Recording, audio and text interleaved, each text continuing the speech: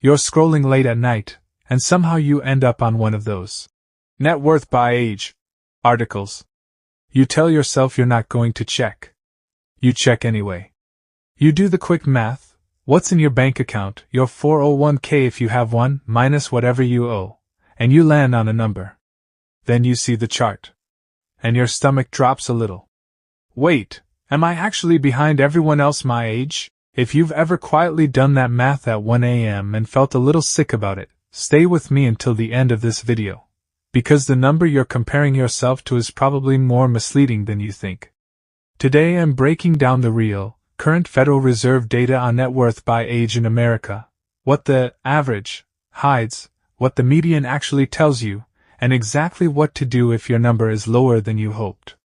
Quick note: I'm not your financial advisor. This isn't personalized advice, just a framework based on real data. And quick ask before we start: if you find this kind of real numbers, no fluff content useful, subscribing genuinely helps this channel keep making it. Let's get into it. When people say average net worth by age, they usually mean a number that gets pulled way up by a small group of extremely wealthy households. Here's the simplest way to picture it. If one person in a room has $50 million and everyone else has normal savings, the average of that room becomes almost meaningless.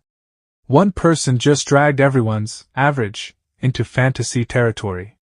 The median is the honest number instead. It shows the middle household, not the billionaire-skewed headline. So if you've ever seen an average net worth headline and thought, "There's no way I'm anywhere close to that," you're probably not behind.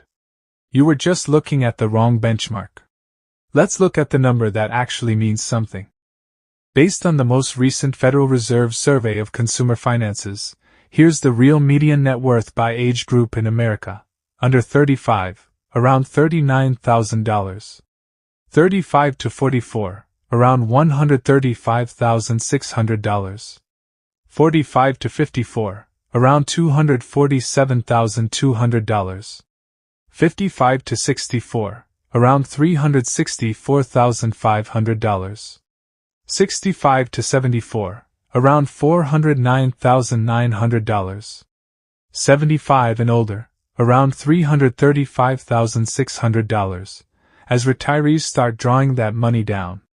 And here's exactly how misleading the average gets.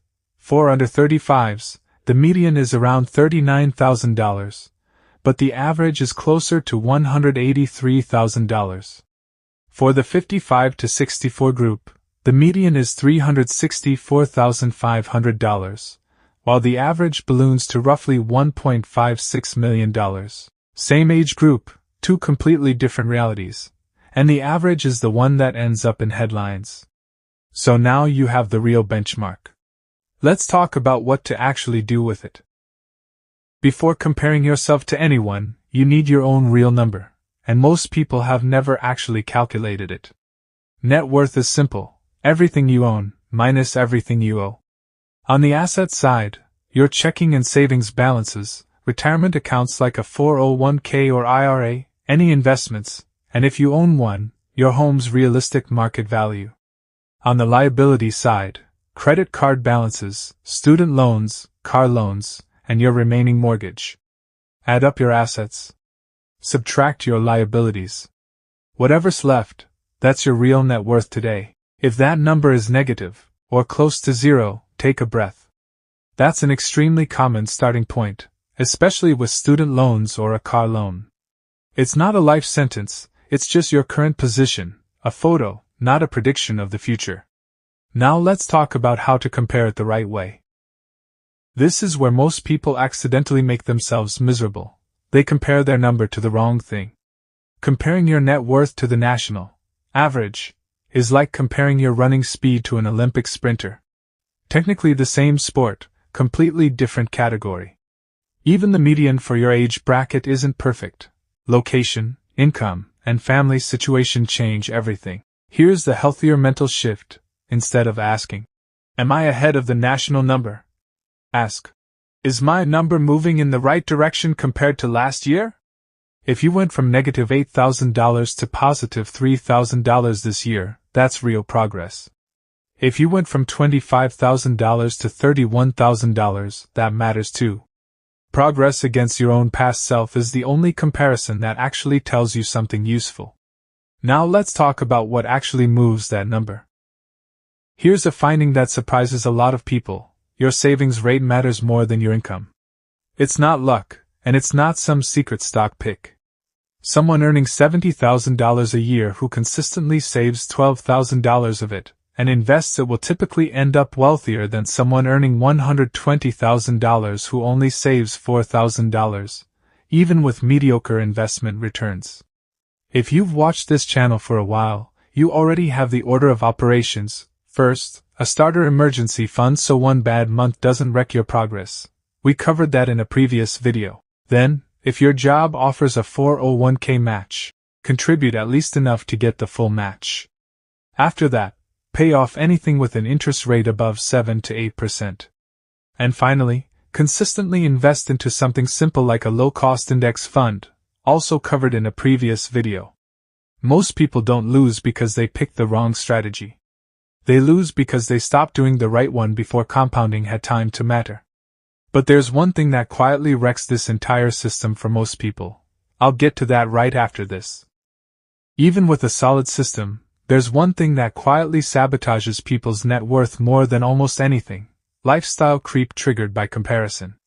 You see someone your age with a nicer car, a bigger house, more vacations, and some part of your brain assumes they must have a higher net worth. Very often, the opposite is true.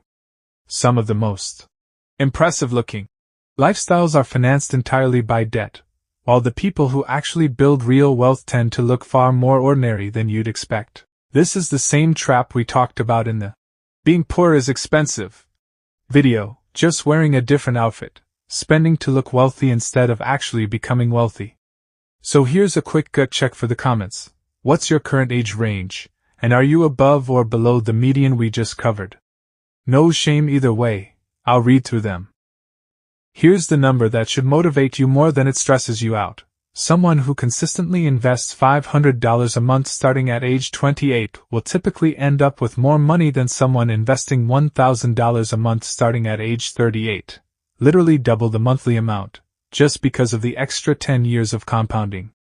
If you're 28 and your net worth looks tiny right now, that might simply be what normal looks like at this stage. The goal isn't to look rich at 28.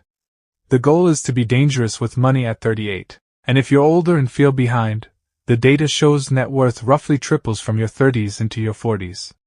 The compounding doesn't stop just because you started later. It just needs consistent fuel. Being on track doesn't feel like fireworks. It feels calm. It means checking your accounts without that stomach drop feeling. It means retirement stops being an abstract fear and starts being an actual number you watch grow. It means you're not silently doing anxious math in your head at 1 a.m. anymore, because you already know exactly where you stand, and why. A lot of personal finance content quietly makes people feel ashamed for not being further along. This video is not trying to do that. The point of this data was never to tell you that you're late. It's to give you an honest map instead of a scary headline. If today you calculated your number, and it's below the median for your age, here's the thing. Almost everyone starts there. The households sitting comfortably above the median at 50 were, at some point, below it at 30. The entire system we just walked through, emergency fund, 401k match, high-interest debt payoff, consistent investing, is the same system, repeated for years, that turns a small or negative number into a six-figure one. If you haven't watched our video on building your first emergency fund or starting with your first $1,000 in index funds, those are the natural next steps to actually move this number. Let's go back to that late night moment, your phone, quietly doing the math, waiting to feel behind. You don't have to compare yourself to a number that's skewed by a handful of billionaires. You just have to know your real number, compare it honestly, and keep moving it in the right direction. You've seen it today. Calculate your real net worth, compare it to the honest median instead of the average. Follow the order of operations that actually builds wealth. Watch out for comparison-driven lifestyle creep.